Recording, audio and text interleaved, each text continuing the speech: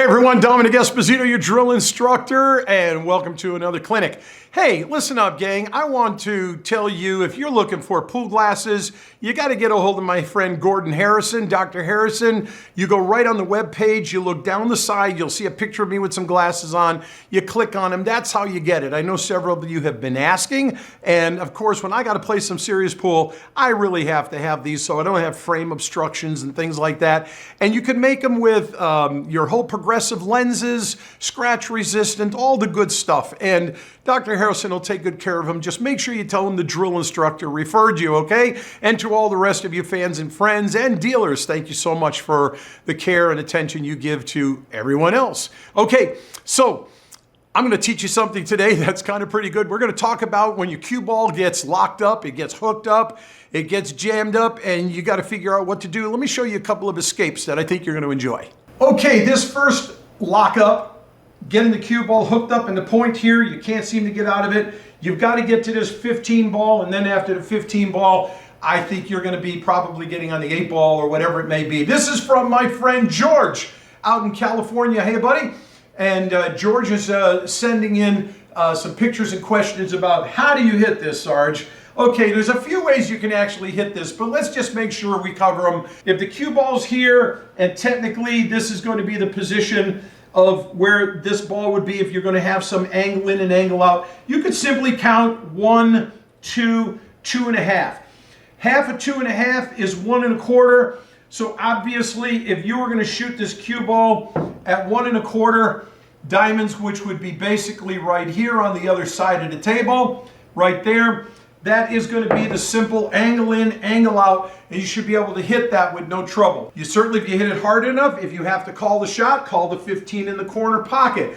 Might be a little bit too difficult to cut it and cut it in. It's such a thin cut, but it certainly can be done. Now, from this position here, you count how many diamonds away you are. 1, 2, technically here's 3, here's 2.5, but if you'll remember when you come to the top of the table here, this starts at 1, then 2, 3, 4, 5. 5 is always the center. So we'll aim at number 3 with 1 tip of English. There it is. Comes right back. Catches it.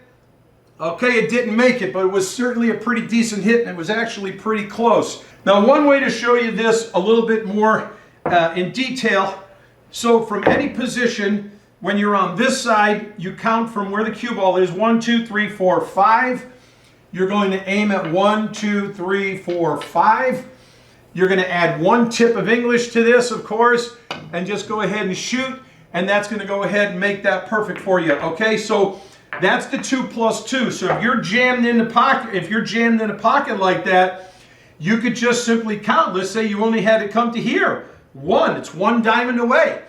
From here, you can't shoot at 1, but just shoot off the point of 1, add a half a tip more English. Here's another one you might not have been aware of. Let's say this cue ball is hooked up here, and you got to get to this pocket. So what you want to do in this case is go to 1, 2. Now this is a memory shot, okay? If you're going to use 2 tips of bottom with 2 tips to the outside, what you need to know is if you shoot at this first diamond, it's going to come back to this pocket. If you shoot at the second diamond, it's going to come straight across. If you shoot at this third diamond, it's only going to come up 1 diamond.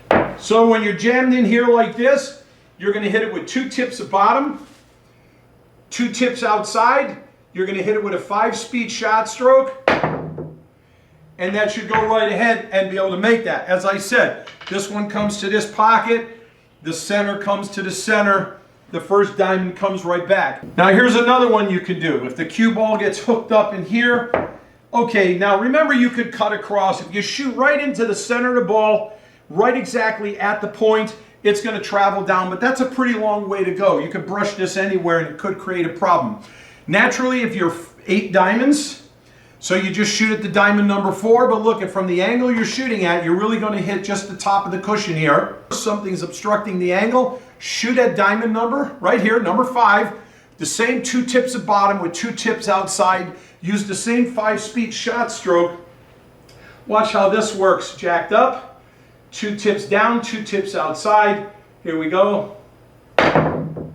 and that should be pretty straight. If you're jammed up here, or maybe you're jammed up here and you still need to come straight across, if the same way here you'd shoot at 2 diamonds that come straight across, if you were here and you shot at 1, 2, right here, 2 diamonds, it's going to come straight across.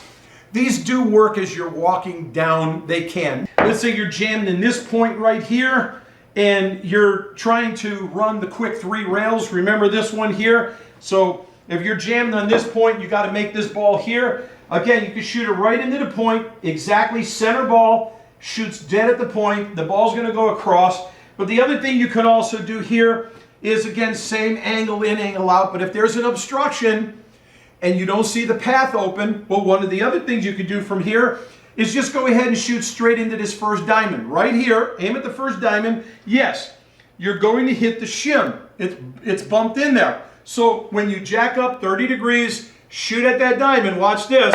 That ball's just going to come naturally straight out. Yeah, right, it's going to come right up there for that. That's another way to basically play that, and most of the time it's going to work. I know sometimes you could shoot at the points. That's kind of hit and miss, okay? You really need to mess with that, okay? Like the first shot where we were jammed up here, maybe you could shoot into this point and try to get the ball to come back across. You could shoot into this one here and get it to come up this way. You could actually shoot into this point and get the ball to come across. Those you probably want to work on. They're a little more razzle-dazzle and more chancy, but not too likely you're going to get a really, 1 out of 10. I don't know if I would take that kind of a flyer. And then you can always go back and remember, if you want to see the masse, on DITV, I teach you all the drills for length of table, width of table, all the formulas for masse. Exactly, I created those years ago. If you only have to masse a half a diamond or 1 full diamond, you need to get around half the length of the table, the full length of the table.